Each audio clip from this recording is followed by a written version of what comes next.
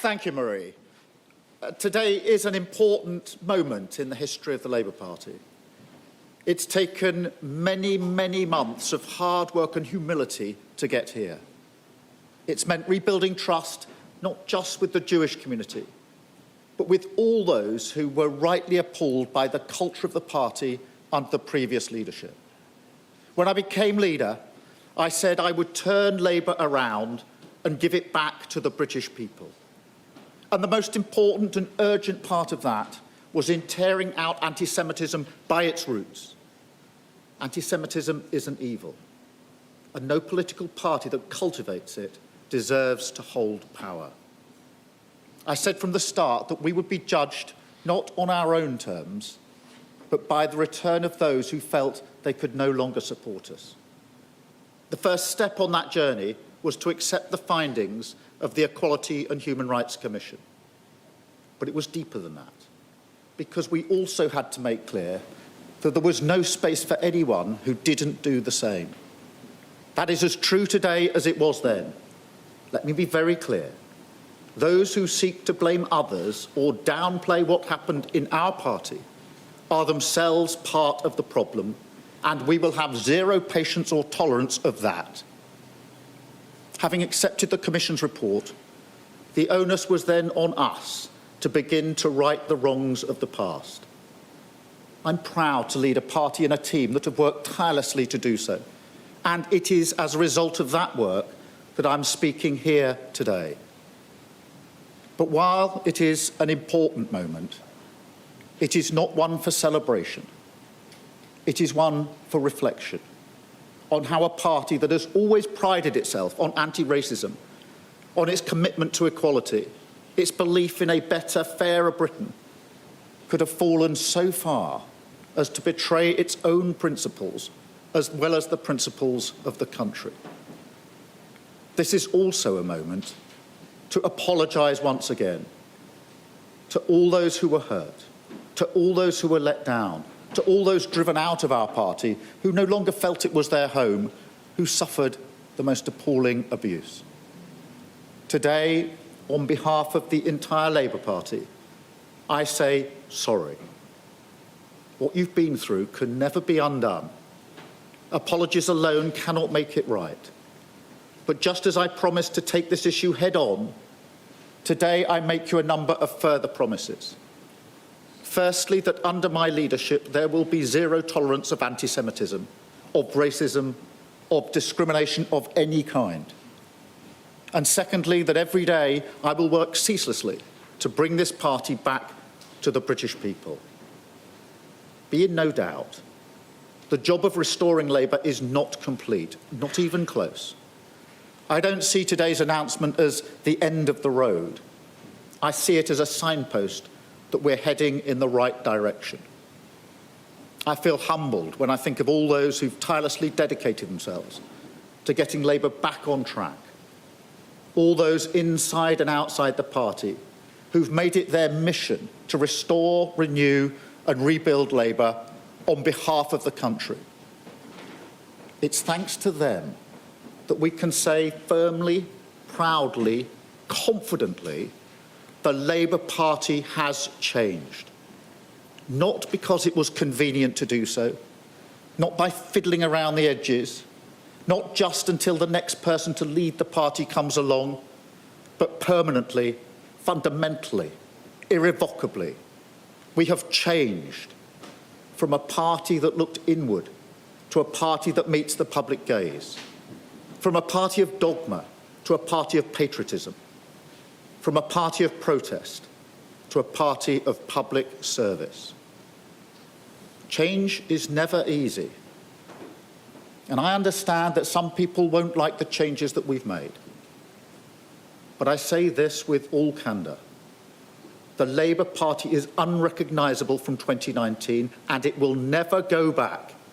It will never again be a party captured by narrow interests. It will never again lose sight of its purpose or its morals. And it will never again be brought to its knees by racism or bigotry. If you don't like that, if you don't like the changes that we've made, I say the door is open and you can leave.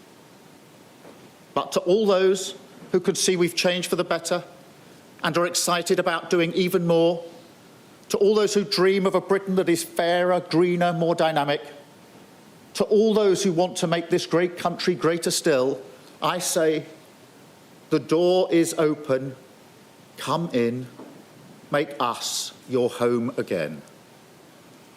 Working together, I believe we can do great things for our country. I believe we can be a force for good, and that starts today. No one knows better than me that there is much still to do. That is why my third promise to you today is that I will not rest for a moment until the job of changing the Labour Party for the better and then the job of changing our country for the better are complete. Thank you very much.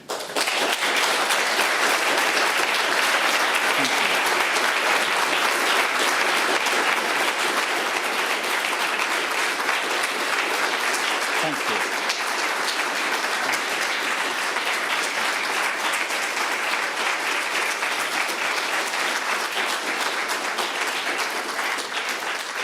Thank you very much. We're going to take some questions now from the media, and I think Alex from BBC, we're starting with you.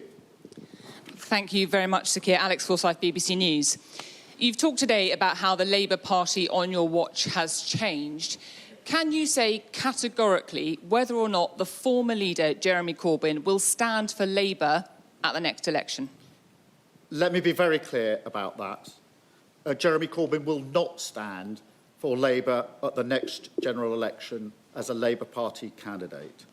What I said about the party changing, I meant, and we are not going back, and that is why Jeremy Corbyn will not stand as a Labour candidate at the next general election. Thank you, Alex.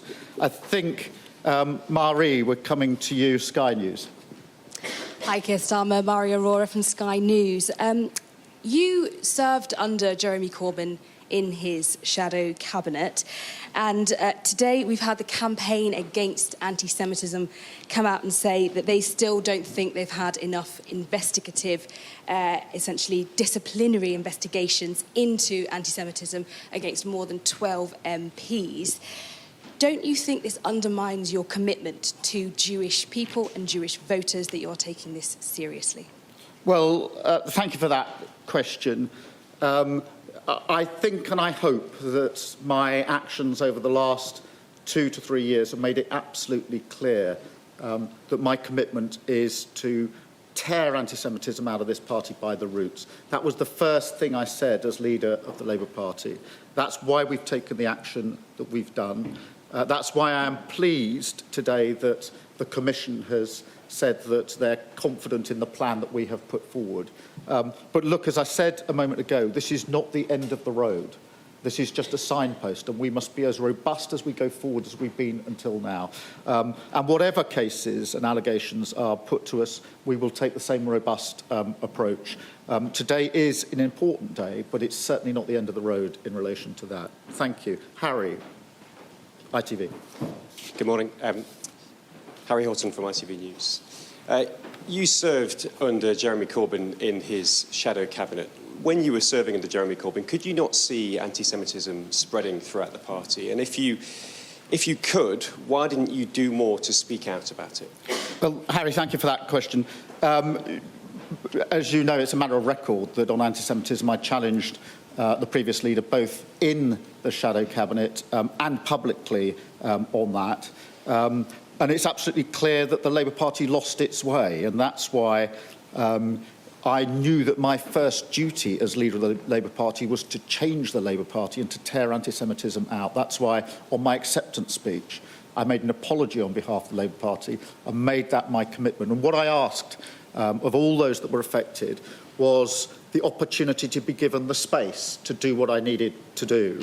And to be judged by my actions. And I'm grateful to all of those who gave me that space and are now judging me on my actions. Thank you, Harry. Lee. Lee Harkin from Jewish News. Yeah. Are you today promising you will take action against any MP, any councillor, any member in the party who denies anti-Semitism, who uses the phrase purge of socialism to excuse anti-Semitism? Are you pledging action against these people? Lee, thank you very much for that question. I hope I've made it clear this morning and previously that all those that deny there is a problem, there was a problem of anti-Semitism, all those that pretend it was exaggerated are part of the problem themselves and will be dealt with under the rules of the Labour Party, because it's very important that we are robust in relation to those views that this was all somehow exaggerated and that the extent has been disproportionately blown out. I don't accept that, and I don't accept that has a place in our Labour Party. Thank you, Lee.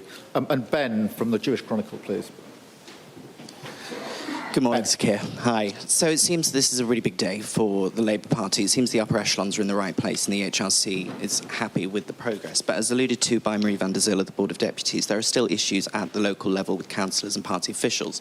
JC revealed just yesterday a party official local party official, had been posting, extremely questionable content for many, many years up until most recently. So, are you confident that issues are being addressed at the local level, and how can you reassure Jewish people who want to get involved in local party politics that they will be safe to do so? Thank you. Well, Ben, thank you for that question. The fight against anti-Semitism is never over. And that's why it's so important that I make it clear today that, of course, it's an important day for the Labour Party that the Commissioners decided that our plan has been operated and they're content with it. But it doesn't mean the fight against anti-Semitism is over anywhere in any political party, including my political party, and we will continue with the same robust approach, because the changes that we've put in place are fundamental, they're substantial. The Labour Party has changed. And the Commission would not have signed off today if they didn't think it was fundamental and substantial. And so wherever there is anti-Semitism, we will chase it down and we will deal with it in the same robust way as we've done over the last 2 to 3 years. Thank you. And I think we've just about got time for Theo from LBC. Theo Ashwood, LBC. Theo. Thanks for taking my questions, Sir Keir. At the beginning of your statement, you said that under Jeremy Corbyn, Labour cultivated anti-Semitism. That would suggest that there may have been a political intention to allow a culture of anti-Semitism to foster perhaps political ends. Do you think that's the case? And I think everybody in this room could testify to the fact that there is still anti-Semitism is still prevalent in society. And how much responsibility do you think Jeremy Corbyn, his leadership of the Labour Party, bears responsibility for that? Thank you. Well, Theo, thank you for that question. I think that the work against anti-Semitism is never over. It was absolutely clear to me when I took over as leader of the Labour Party that we had to change the Labour Party and we had to start with anti-Semitism. And that's why, as leader of the Labour Party, in my acceptance speech, I apologised for what had gone before, and that's why I said what I said this morning, and I stand by those words. But look, very, very important that we're clear that this is a signpost that we are making progress, a signpost that the actions we've taken over the last 2 to 3 years are the right actions. But it would be a complete mistake, in my view, to think that now somehow the job is done. It is never done. We must fight anti-Semitism wherever we find it, every day as a political party, every day as individuals. Thank you, Theo. And Alitha from The Guardian. Thank you, Sir Keir. Alita Adu from The Guardian. If you are set on ensuring that the Labour Party will be one not of protest but of equality, will you this morning prescribe the Momentum Group that has long supported Jeremy Corbyn, or at least put them on notice this morning? Well, look, I have many powers and duties and responsibilities in the Labour Party, but that one is not for me, I'm afraid. But look, whatever group or individual in the Labour Party, I think the message from this morning couldn't be clearer. This is an important day. It's a day of reflection. The change that we've brought about is substantial and it is permanent. The Labour Party has changed. And if there's anyone in the Labour Party that doesn't like that change, then my message to them is very clear this morning. The door is open and you can leave. Thank you very much. Thank you. Thank you.